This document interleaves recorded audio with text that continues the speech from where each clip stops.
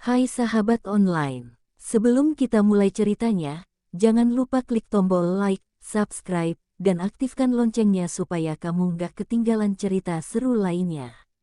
Yuk kita mulai. Di pagi yang mendung, ruang sidang di PN Jakarta Selatan sudah dipenuhi awak media.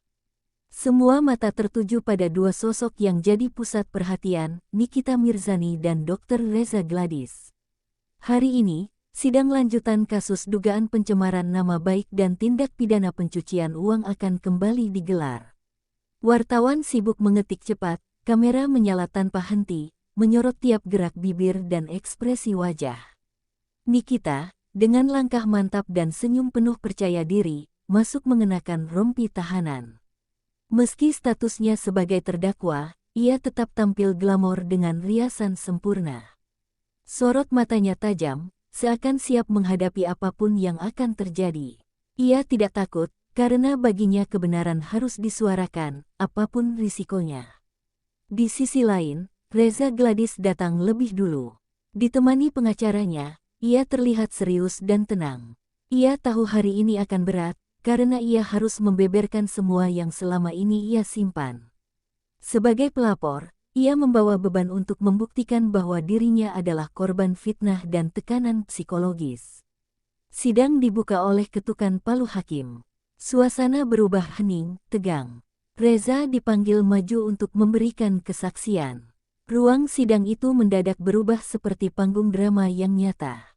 Semua mata tertuju padanya. Reza menatap hakim, lalu menghela napas. Saya di sini bukan untuk balas dendam. Saya hanya ingin keadilan, katanya membuka kesaksiannya. Suaranya tenang tapi menggigit. Ia mulai menceritakan kronologi dari awal perkenalannya dengan Nikita, hingga munculnya masalah besar ini. Hakim menyimak serius. Jaksa mencatat setiap kalimat yang keluar dari mulut Reza. Pengacara Nikita sesekali menyela, mengajukan keberatan. Tapi sidang tetap berjalan. Nikita sesekali menyeringai. Ia seperti tak terima, namun tetap menjaga sikap. Di kursi terdakwa, ia terlihat memainkan cincin di jari, mungkin menenangkan dirinya.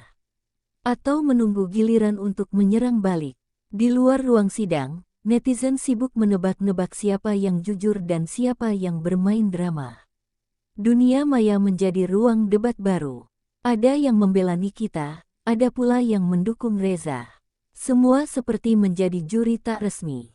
Babak pertama dari sidang panjang itu dimulai. Dan cerita pertarungan dua tokoh kontroversial ini baru saja memasuki episode paling menegangkan. Reza Gladys perlahan mulai menjelaskan awal mula konflik. Ia menyebut bahwa hubungannya dengan Nikita bermula dari urusan promosi klinik kecantikan. Awalnya semua berjalan lancar, hingga muncul permintaan endorse dari pihak Nikita yang nilainya dinilai tak wajar. Ia mengatakan Nikita menuntut bayaran besar, padahal perjanjian awal hanya kerja sama barter. Ia mengaku merasa ditekan dan dipermainkan oleh pihak Nikita. Saya diminta transfer berkali-kali. Bahkan sempat disebutkan akan ada ulasan negatif jika tidak dituruti, kata Reza di hadapan hakim. Nikita menggeleng keras, matanya melotot. Ia tampak emosional, tetapi memilih untuk diam. Salah satu momen paling mengejutkan adalah saat Reza menyebut ada upaya dari orang dekat Nikita yang meminta 5 miliar rupiah untuk meredam masalah. Saya diminta mengalah, diminta bayar supaya Nikita berhenti menyerang, ujar Reza. Penonton yang hadir di ruang sidang terdengar bergumam.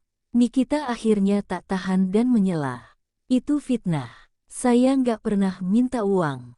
Teriaknya, membuat hakim memukul palu untuk menenangkan suasana. Reza hanya menunduk dan berkata, saya hanya bicara apa adanya. Hakim menegur Nikita agar tidak memotong sidang. Tolong tenang, Bu Nikita. Hak saudari untuk bicara nanti. Nikita menarik napas panjang, lalu duduk kembali. Tapi wajahnya tetap tegang. Geram karena merasa dijebak opini publik. Saksi tambahan dari pihak Reza ikut dipanggil. Ia adalah mantan staf klinik yang mengaku melihat langsung tekanan yang dialami Reza. Kami diminta bungkam. Bahkan akun kami diancam jika ikut campur, katanya. Ini memperkuat posisi Reza sebagai korban. Media sosial kembali meledak. Potongan video persidangan tersebar cepat. Publik makin terbelah. Sebagian menyebut Reza lebay, sebagian lagi menilai Nikita tak layak dibela. Drama pun terus membesar di luar ruang hukum. Pengacara Nikita mulai merancang strategi. Mereka ingin membuktikan bahwa Reza punya motif pribadi. Kami punya bukti bahwa Reza justru yang menyebarkan cerita buruk duluan, ucapnya kepada media. Bola panas makin liar. Bab ini berakhir dengan ketegangan yang belum juga mereda. Hakim memutuskan sidang diskors untuk istirahat. Tapi jelas, pertarungan ini masih jauh dari usai. Setelah istirahat, Nikita akhirnya diberikan kesempatan berbicara. Dengan suara yang sedikit bergetar namun tetap lantang, ia menjelaskan versinya. Ia mengaku merasa difitnah, dipermalukan, dan dikorbankan demi konten sensasional. Saya ini sudah terbiasa dihina netizen. Tapi kali ini beda. Nama saya dimainin sama orang yang katanya sahabat, katanya. Ia menatap Reza tajam. Kalau memang saya salah, kenapa nggak langsung bicara baik-baik waktu itu? Nikita juga mengaku bahwa permintaan uang bukan datang dari dirinya. Yang minta duit itu bukan saya. Kalau ada staf saya yang minta, itu di luar tanggung jawab saya. Tapi kok jadi saya yang diseret? Lanjutnya, ia terlihat mulai emosional. Ia mengklaim bahwa justru Reza yang pertama menyebarkan rumor. Ada video Reza ngomongin saya duluan. Saya diserang, dituduh tukang ancam. Saya manusia, saya juga punya harga diri. Ia berdiri dan hampir menangis. Hakim mencoba menenangkan. Sidang kembali dipenuhi ketegangan emosional. Pengacara Reza mengajukan pertanyaan yang menguji emosi Nikita. Apakah Anda pernah menyuruh orang Anda menghubungi Reza untuk meminta uang? Nikita langsung menjawab, tidak. Saya tidak pernah suruh siapapun. Namun, bukti-bukti berupa rekaman percakapan dan chat mulai dimunculkan. Salah satu voice note dari asisten Nikita disebutkan berisi permintaan damai dengan imbalan. Nikita menolak itu dianggap sebagai perintah darinya. Publik makin bingung. Siapa yang benar, Reza atau Nikita? Keduanya punya versi, keduanya terlihat tersakiti. Tapi kebenaran tetap harus dicari di ruang sidang, bukan media sosial. Di akhir bab ini, Reza tampak duduk menunduk. Nikita menangis diam-diam. Dua sosok publik, dua kehidupan yang berbeda, kini saling menyerang untuk membela harga diri. Tapi apakah semua ini benar tentang keadilan, atau tentang ego yang terluka? Sidang berikutnya mengundang sosok penting, Ismail Marzuki, asisten pribadi Nikita. Ia dianggap sebagai orang yang terlibat langsung dalam komunikasi antara Reza dan pihak Nikita. Ismail tampak gugup. Ia berdiri dan bersaksi dengan suara pelan. Saya memang menghubungi pihak Reza. Tapi saya hanya menyampaikan pesan dari pihak manajemen, katanya. Ketika ditanya siapa yang menyuruh, ia menjawab, saya tidak bisa memastikan. Semua lewat grup WA. Pengacara Reza terus menekan. Apakah dalam percakapan itu Anda menyebut angka 5 miliar rupiah? Ismail mengangguk pelan. Ya, tapi itu hanya saran, bukan permintaan resmi. Ruang sidang mendadak ramai oleh gumaman. Nikita menunduk. Matanya menatap ke bawah. Ia tahu kesaksian ini bisa berbalik menyerangnya. Reza duduk tegap, mengamati dengan tenang. Hari ini adalah hari pembuktian. Hakim meminta Ismail menjelaskan konteks percakapan. Saya sempat bilang, mungkin bisa dibayar saja biar selesai, tapi itu ide pribadi. Saya takut masalahnya tambah besar.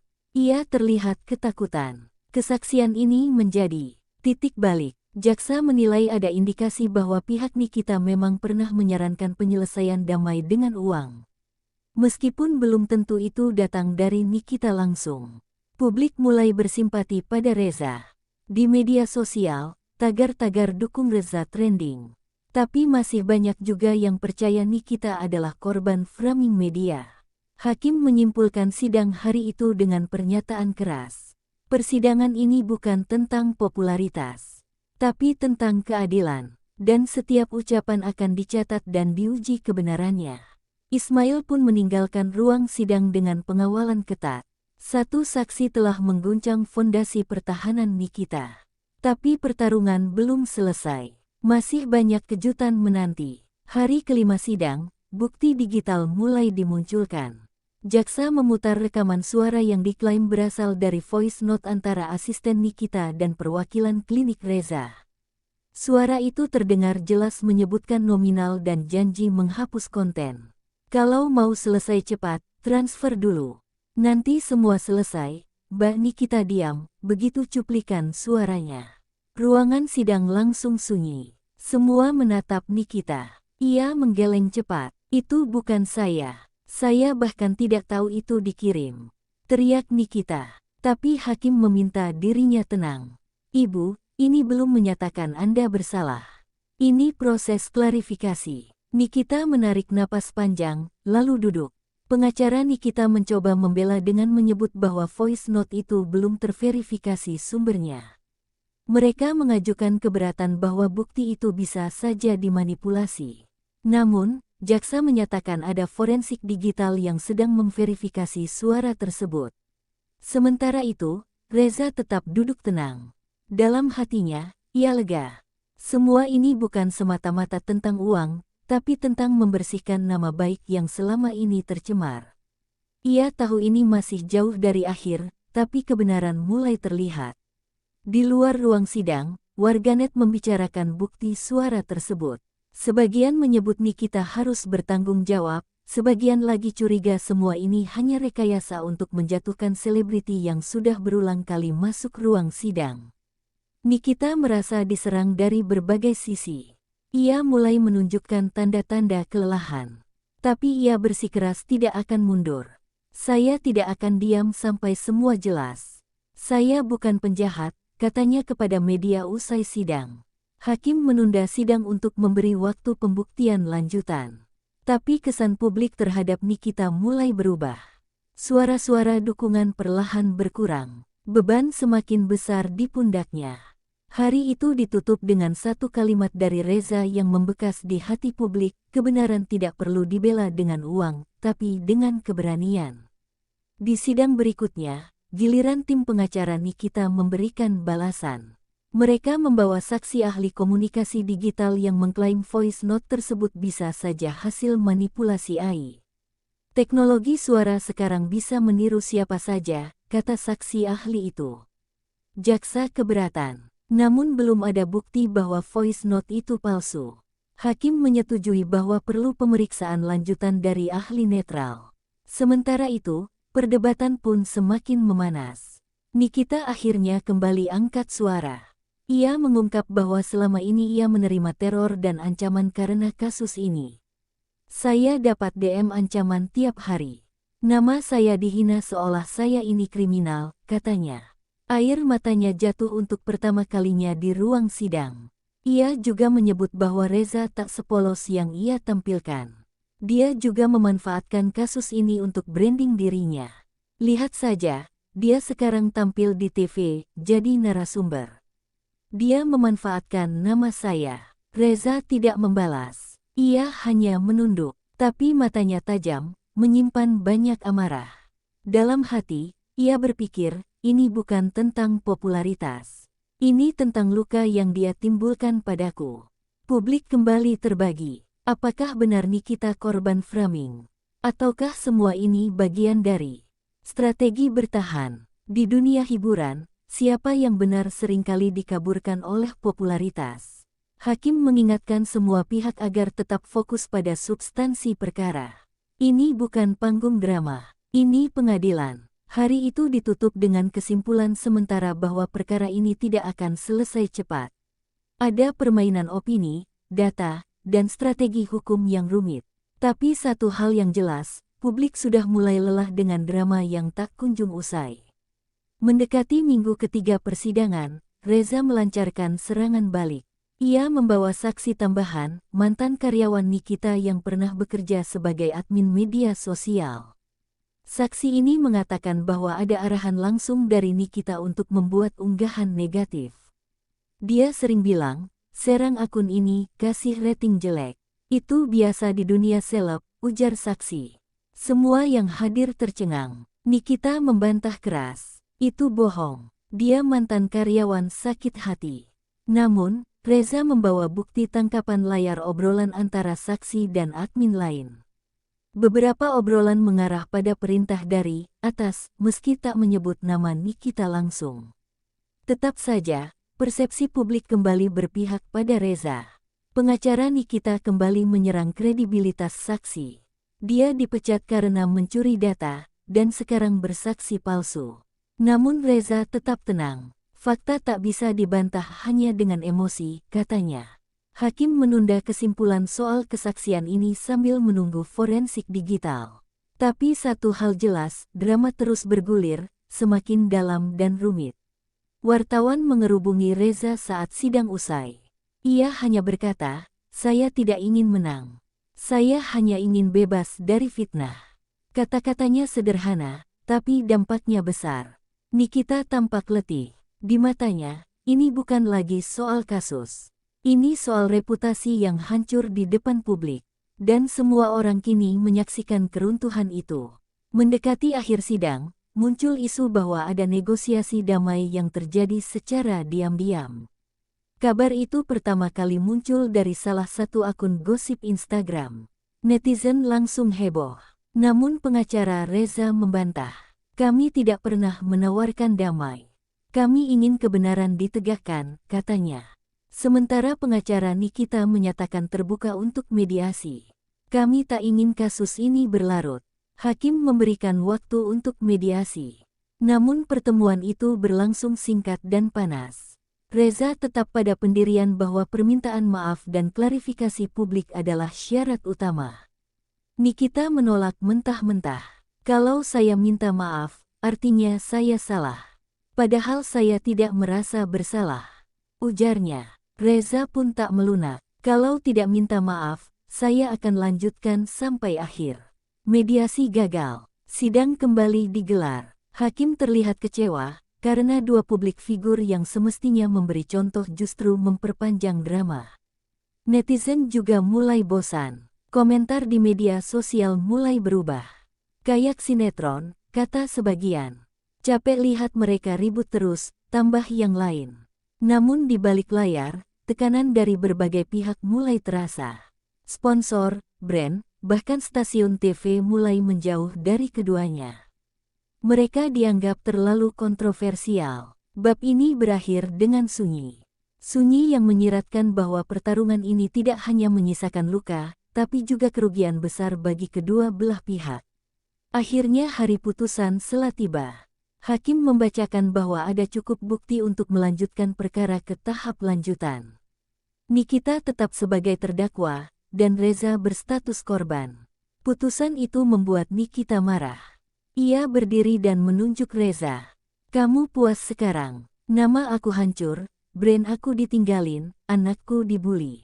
Namun Reza hanya menatap datar. "Kau dulu yang mulai. Aku hanya melawan." Hakim menegur Nikita dan memintanya menjaga etika. Tapi sorot kamera sudah menangkap semua. Netizen kembali panas. Putusan setelah itu bukan akhir, hanya langkah berikutnya dalam proses panjang ini. Tapi bagi Nikita, ini adalah kekalahan besar. Ia tahu, proses hukum akan lebih berat ke depan. Tim kuasa hukumnya mulai menyusun banding.